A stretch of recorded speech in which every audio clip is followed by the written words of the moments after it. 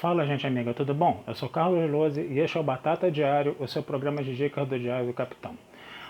E hoje nós vamos continuar nossas análises de episódios de Jornada nas Estrelas, voltando mais especificamente a TNG, ao 17º episódio da primeira temporada, intitulado Terra Natal.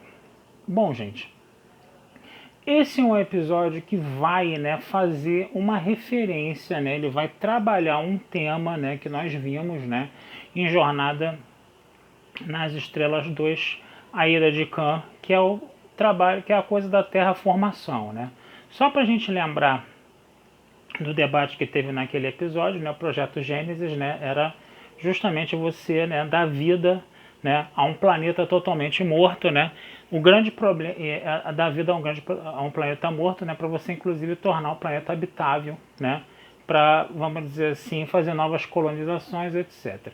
O grande problema nessa história é se você usasse, um projeto Gênesis, num planeta que já tivesse vida, porque essa vida, entendeu, ela seria apagada, em função, da nova vida que seria gerada por Gênesis, E aí você tem toda uma questão, toda uma questão filosófica em cima disso, até onde Gênesis pode ser gerar vida, a partir de algo morto, ou pode ser usado como uma arma para destruir vida, para você colocar uma vida no lugar, Os Klingons quiseram usar isso como arma em Jornada nas Estrelas 3, a procura de Spock, Essa coisa foi debatida, foi discutida, E agora nesse episódio Terra Natal, a questão da terraformação volta, A Enterprise ela está chegando a um planeta que tem uma equipe, que está fazendo uma terraformação, O pessoal está curioso em,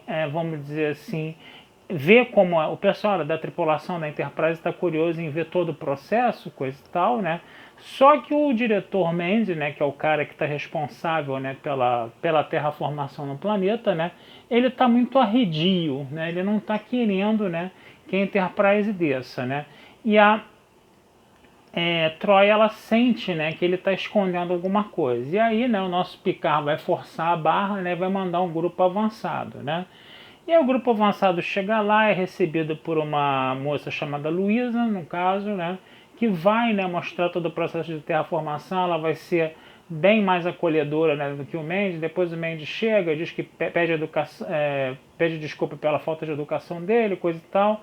E tudo vai transcorrendo normalmente, como se nada tivesse acontecido. O problema é que um dos cientistas acaba sendo morto por uma perfuratriz, que a princípio pensava-se que ela estava com defeito, mas depois, quando o Data investiga, ele percebe que não é um defeito, que ela está sendo, na verdade, programada, externamente, como se tivesse alguém tentando matar, tivesse alguém tentando matar vamos dizer assim, tivesse alguém tentando deliberadamente matar quem estivesse atrapalhando a fazer as coisas, quem estivesse atrapalhando o processo de terraformação, vamos dizer assim, no caso, Então, quer dizer, você tinha uma série de dúvidas ali acontecendo. Por que essa perfuratriz estava sendo programada, por quem, por qual intenção, E o Picard começou a querer investigar isso, O Data e o LaForge na sala da perfuratriz, depois que eles conseguem destruir a perfuratriz e conseguem dominar a situação, eles vão perceber que existe,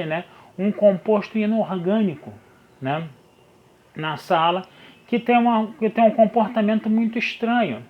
E aí depois, quando eles levam esse composto inorgânico para ser examinado nos laboratório da Enterprise, eles descobrem que esse composto inorgânico ele gera vida, É uma vida inorgânica, no caso, E aí o que acontece? Essa vida inorgânica, no processo de terraformação, ela estava sendo destruída. E era uma vida inorgânica senciente, uma vida inorgânica inteligente, Eles chegaram, inclusive, eles viviam na areia, Era uma vida inorgânica que vivia na areia molhada do planeta, E aí a interferência da perfuratriz, entendeu? Fazia com que essa espécie, você estivesse matando essa espécie, E aí essa espécie começou a tentar se comunicar, com os humanos, fazendo padrões, na areia, que os humanos não entenderam, que os humanos não deram muita bola para lá.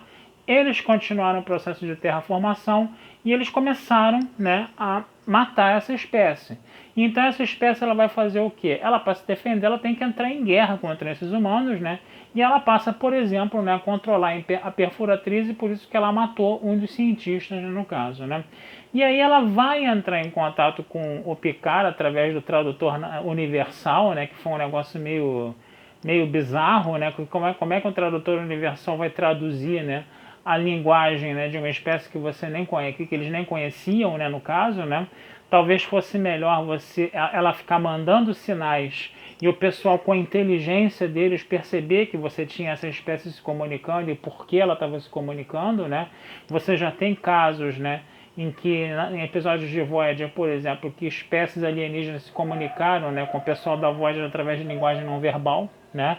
E o pessoal, percebendo as mensagens, né, que essa espécie mandava, né, conseguia se comunicar conseguia interagir, se comunicar com essa espécie, né?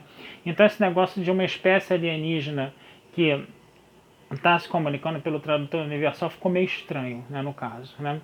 Mas aí o que acontece? Ela se alimentava de luz e o Picard pediu para baixar a luz, né, do laboratório, né?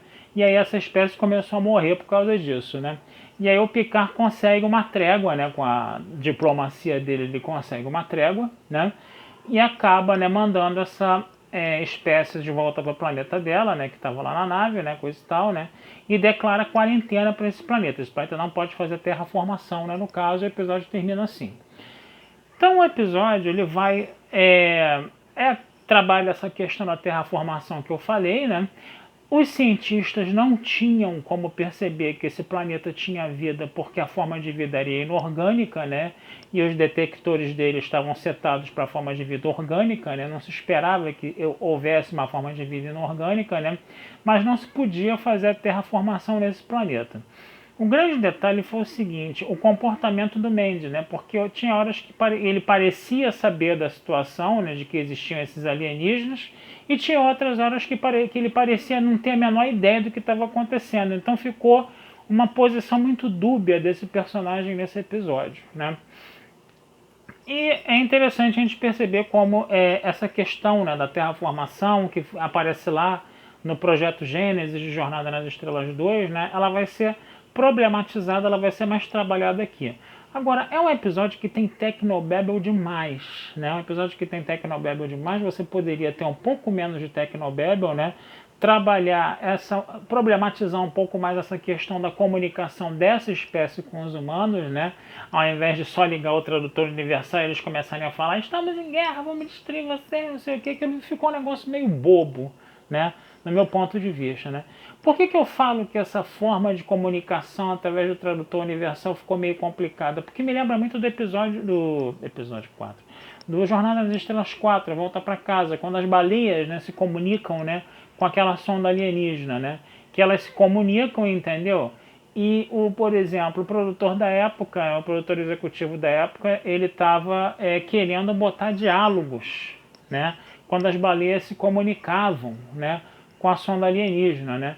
E o Leonardo Nimoy, que era o diretor, falou, não faça isso porque eu já conversei com alguns cientistas da NASA e essa forma de comunicação entre os terráqueos e os alienígenas é um negócio extremamente complicado, porque a gente se comunica determinado de acordo com nossos sentidos, né? A gente usa a fala, a gente usa os olhos, a gente usa a audição, coisa e tal, né?